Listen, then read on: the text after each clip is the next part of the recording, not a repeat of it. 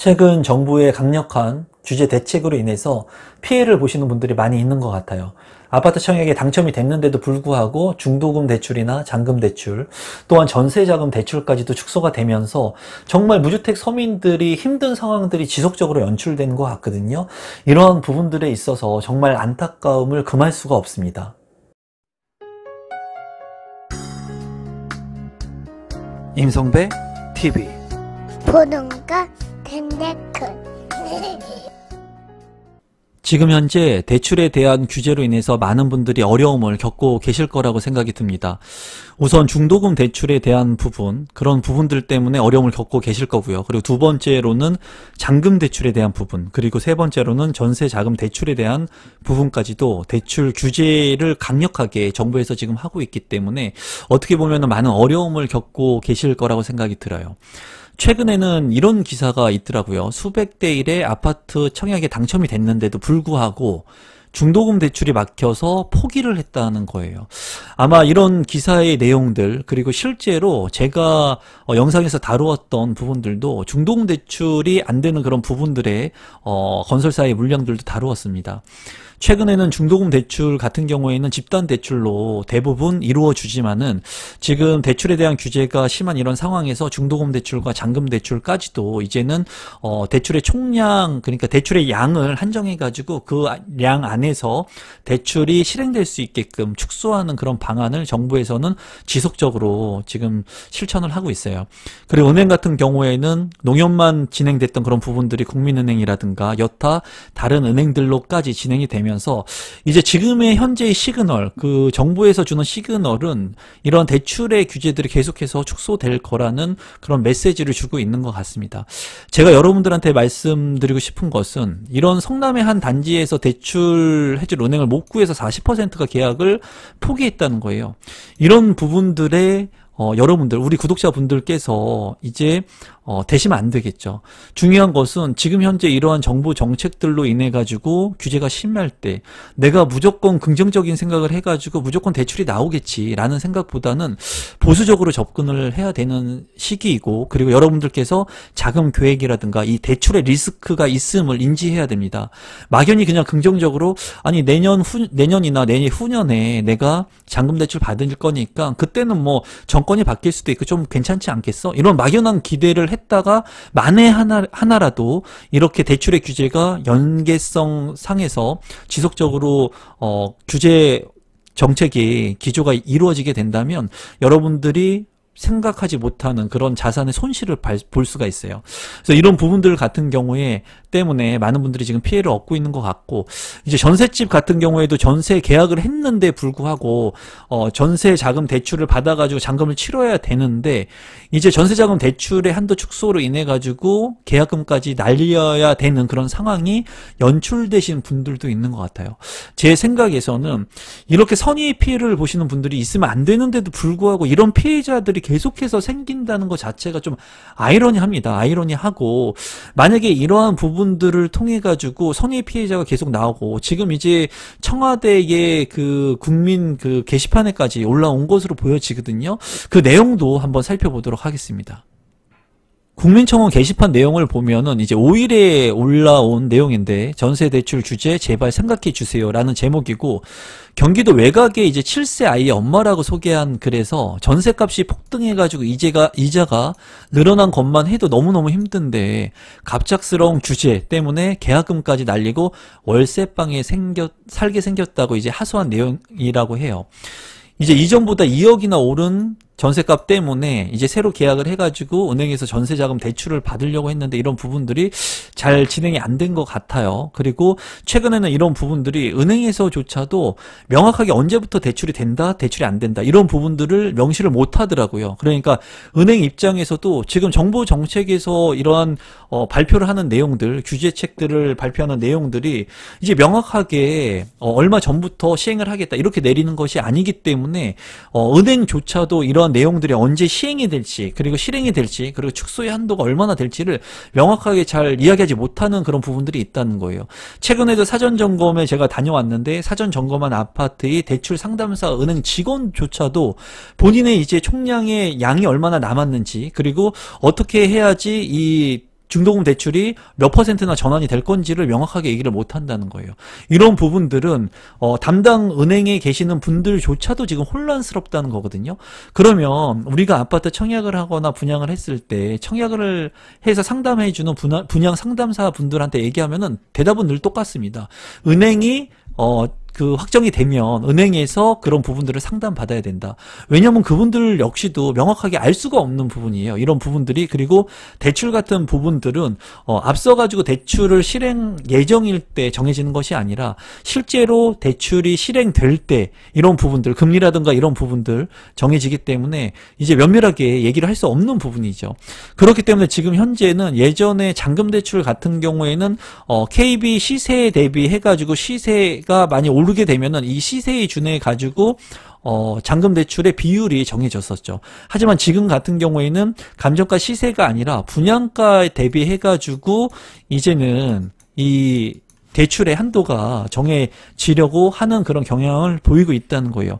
이렇게 됐을 때는 아파트 가격이 많이 올라서 시세에 대비해가지고 내가 대출을 받아가지고 잔금을 치르려고 했던 분들한테는 이제 분양가의 대출을 받게 되니까 한도가 많이 축소되는 그런 상황이 연출이 됩니다. 예를 들면 2억이나 3억 이렇게 많은 금액의 차이가 나기 때문에 자금 계획에 차질이 생길 수가 있거든요. 이런 부분들을 무조건 시세대로 앞으로 해주십시오 라고 저는 얘기하는 게 아니에요. 지금 현재 상황이 이렇게 전환되고 있는 전환기를 맞이하고 있다는 겁니다.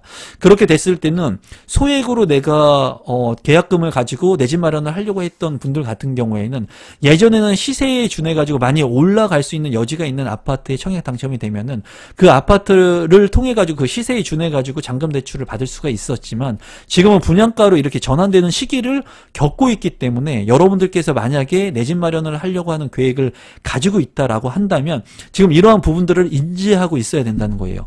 막연하게 그냥 감정가로 해가지고 높은 금액에 내가 대출을 받을 수 있겠거니 라고 생각하기보다는 지금 현재는 규제하고 있는 그런 시기이기 때문에 이런 규제의 시기가 뭐 1년이 갈지 6개월이 갈지 3년이 갈지 그 누구도 모르지만은 지금 현 상황에서 여러분들이 내 집 마련할 때 자금 계획을 굉장히 보수적으로 잡아야 된다는 거예요.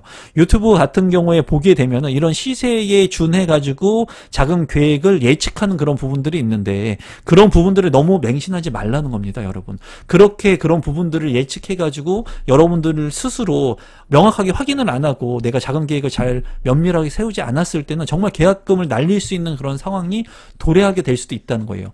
이런 부분들은 추후에 지금은 규제가 많이 나오지만 완화될 수 있는 시기가 올 거라고 저는 생각을 하거든요. 다만 지금 제가 여러분들한테 말씀드리고 싶은 것은 전세자금 대출까지도 이렇게 한도를 축소하면서까지 대출의 규제를 한다는 거예요. 왜? 이때까지 부동산 정책을 20번이 넘게 냈지만은 성공하지 못했죠. 그러다 보니까 많은 사람들이 부동산을 이제 심리적으로 봤을 때 살려고 하는 그런 수요가 훨씬 더 많기 때문에 이런 수요의 억제책들을 최대한 다 쓰고 있는 겁니다. 거기에 이제 최종적인 부분인 대출까지도 건드리고 있는 것으로 보여져요. 그래서 우리 구독자분들께서는 막연한 대출에 대한 그런 기대보다는 지금 현재는 이런 대출의 규제가 굉장히 강력하다라고 여러분들께서 좀 생각하고 인지하시면 되겠습니다. 다른 기사도 하나 보면은 서울경제의 기사인데요. 대출이 안 돼서 새집 계약을 파기했어요. 지금 현재 이런 팩트적인 부분들이 많이 일어나고 있는 것 같습니다. 이게 정부의 대책입니까? 하고 분통을 누리고 있습니다. 저는 여러분들한테 항상 말씀드리는 게 정부에서 어떤 대책을 내놨을 때 그게 잘 됐다 못 됐다 생각할 수 있어요. 하지만은 그거를 우리가 바꿀 수는 없습니다. 바꿀 수 없기 때문에 이러한 정부 대책에 따라 가지고 여러분들이 대안을 잘 가지고 선택을 해야 된다는 거예요. 지금같이 이렇게 많은 규제책들이 나오는 이런 시점에서는 내 집 마련을 무리하게 리스크를 얻으면서 대출을 활용해 가지고 내 집 마련을 할 수 없을 수도 있는 겁니다. 그랬을 때는 시기를 조금 미룰 수도 있는 거예요. 자금 여력이 안 되시는 분들 같은 경우에 무작정 무리를 해가지고 막연한 기대를 가지고 아니 뭐 2년이나 3년 뒤에는 대출이 좀 완화되지 않겠어? 이거는 그냥 그들만의 생각일 뿐이에요. 이런 대출의 기조가 계속해서 유지될 수도 있는 겁니다. 그렇기 때문에 지금 현재의 상황들을 잘 판단하셔야 돼요. 그리고 여러분들이 가지고 있는 자금의 여력들이나 상황들을 잘 인지하셔가지고 내 집 마련의 전략들을 짜셔야 될 것을 다시 한번 말씀드리도록 하겠습니다. 여기 보면은 시중은행의 전세 대출 승인이 거부해도 전월세 매물 절벽 속 수요자가 패닉이다.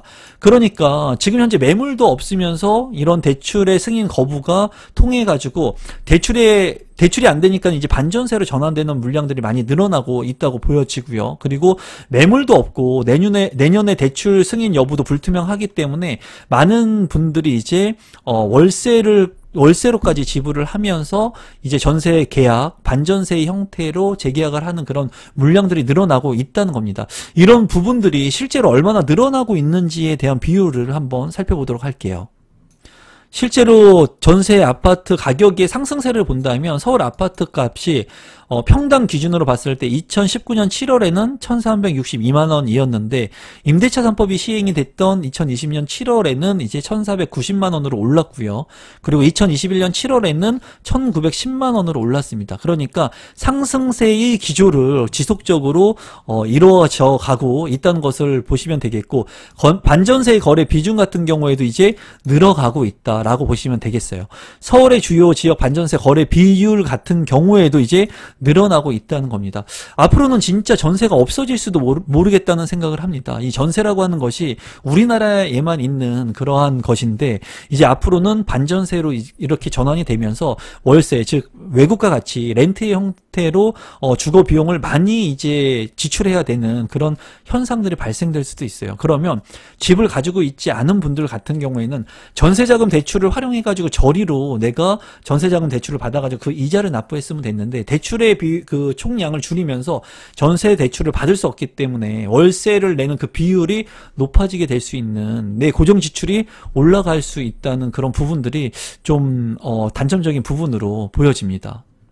그리고 많은 분들이 전세자금 대출이나 이런 대출에 대한 총량 규제가 있기 때문에 그런 총량에서 좀 벗어나기 위해서 실수요자들 같은 경우에는 연말 대출 총량 같은 경우에는 지금 이제 거의 한도가 꽉 찼겠죠. 왜냐하면 지금 이제 10월 달이기 때문에. 그렇기 때문에 내년에 이 한도가 리셋되는 내년 1월로 잔금을 미루는 방법을 동원해서 이제 잔금을 치르려고 하는 분들이 많다고 하는데, 어떻게 보면은 잔금을 지금 현재 총량이 다 찼기 때문에 내년 1월로 미루어서 이제 체계적으로 잔금을 치르려고 하는 생각 자체는 좋을 수 있지만은 그런 분들이 또 많다는 거예요. 그런 생각을 가지고 계신 분들이. 그리고 지금 현재 10월이나 11월에 잔금을 앞두고 계신 분들 같은 경우에는 이미 대출의 총량이 다 찼다면 해당 은행에서 이 다른 은행들을 찾거나 아니면은 이런 부분들의 리스크, 연체 이자율을 내면서 잔금을 치러야 되는데, 그런 부분들이 이제 내가 생각하지 못했던 리스크로 발생을 하면서 이제 많은 문제점들이 지금 현재 발생하고 있는 거죠.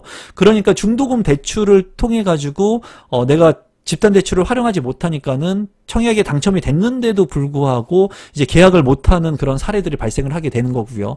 그리고 잔금 대출을 받아야 되는데 대출의 총량이 다 찼기 때문에 지금 현재 내 집에 입주를 해야 되는, 실거주를 하려고 하는 무주택 서민들 같은 경우에도 문제가 발생을 한 거예요. 또한 전세를 살고 계신 분들 같은 경우에도 전세 가격이 임대차 3법 이후에 너무나 많이 올랐는데도 불구하고 대출이라도 받아가지고 전세 재계약을 해야 되는데, 이제는 전세자금 대출의 한도까지도 규제를 하고 축소가 됐기 때문에 반전세의 형태, 월세를 내면서까지 물량이 있으면 다행인데 그런 물량이 없게 된다면 이제 외곽 지역으로 벗어나는 그런 현상들이 이루어지고 있는 것 같아요. 그래서 지금 현재는 상황이 굉장히 안 좋은 상황입니다. 대출에 대한 부분들이, 그러니까 자금을 가지고 계신 분들은 투자를 하거나 아니면 내 집 마련하는데 대출을 안 받게 됐을 때 아무런 문제가 되지가 않아요. 하지만은 정말 내 집이 진짜로 필요한 서민들, 무주택자분들 같은 경우에는 레버리지를 이용해야 되거든요. 이런 대출금을 이용해가지고 내가 청약이라든가 아니면은 전세집을 구해야 되는데, 이런 부분들을 정부에서 다 규제를 하고 있어가지고 지금 굉장히 어려운 그 시장에 국면하고 있는 것 같아요. 그래서 이런 대출에 대한 부분들의 위험성, 그리고 앞으로 더 이런 한도가 더 축소될 수 있는 여지가 있거든요. 이런 부분들을 이제 많은 분들이 봤을 때 지금 현재 너무나 많이 대출 비율이 많다, 대출이 많다, 그래서 당연히 축소를 해야 된다라고 생각하시는 분들도 많이 있는 것 같은데, 저는 그런 부분들에 있어서 일부 공감은 하고 동감은 하지만, 일단은 무주택 서민들이 많이 오른 이런 전세 가격, 이 전세 가격이 그 무주택 서민들이 올린 겁니까? 아니거든요. 그런 부분들은 정부 정책이 잘못된 부분들도 일부 있다고 생각이 들어요. 그러면 그런 무주택 서민들이 살아갈 수 있는 그런 대출금을 활용해 가지고 내 집을 사거나 아니면 이렇게 많이 오른 집값을 보면서 전세자금 대출을 통해 가지고 투기를 하려고 하는 게 아니라 내가 살려고 하는 집을 재계약하게 됐을 때는 그런 부분들은 조금 정부에서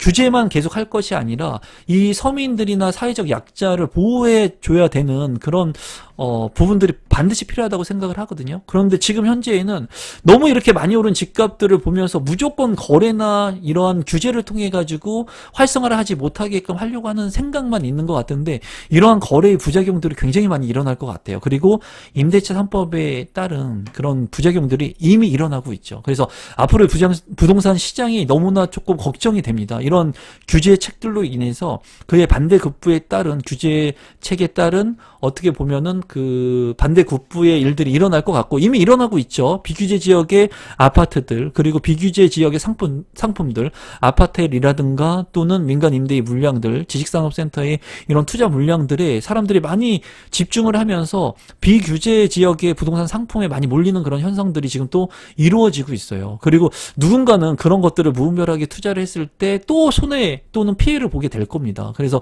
지금 현재 화폐 가치가 떨어지면서 많은 규제책들로 인해 가지고 많은 실수요 서민들이 일단은 피해를 보고 있고 비규제 지역의 상품들이나 비주거 상품들에 관심을 많이 갖고 있는 것 같고 우리 서민들은 이렇게 우리나라 국민들은 대출을 이렇게 규제를 많이 하면서 외국인들 같은 경우에는 외국계 은행을 통해 가지고 대출을 뭐 풀로 해 가지고 우리 부동산을 사가는 것 자체가 아이러니합니다. 제가 봤을 때는 정말 울분을 뭐 토하는 그런 분들이 많으실 거라고 생각을 해요. 이제 내 집 마련 한 채 해가지고 잔금 치르려고 하는데 중도금 대출 실행해가지고 내가 내 집 한 채 마련하려고 하는데 우리는 안 되고 외국인 같은 경우에는 대출 활용해가지고 핵심 지역의 아파트들을 모조리 가져가는 모습들을 보면은 정말 이 우리나라의 부동산의 주인이 바뀔 수도 있다는 그런 생각이 들어요. 그래서 이런 부분들에 있어서 우리 정부에서 국민들을 위해 가지고 정말 선의 피해자가 없게끔은 만들어줘야 되지 않을까 싶습니다. 그리고 그렇게 해주리라 한번 믿어보고 싶습니다. 앞으로 좋은 정책들이 나오면서 무주택 서민들이 지금 피해보지 않게끔 이런 대출의 규제에 축소를 하는 거는 좋지만은 일부에 완화를 해줄 수 있는 그런 사람들한테는 완화할 수 있는 그런 측면들을 좀 구제해 줄 수 있는 방안들이 지속적으로 개선돼야 될 것 같다는 생각을 합니다.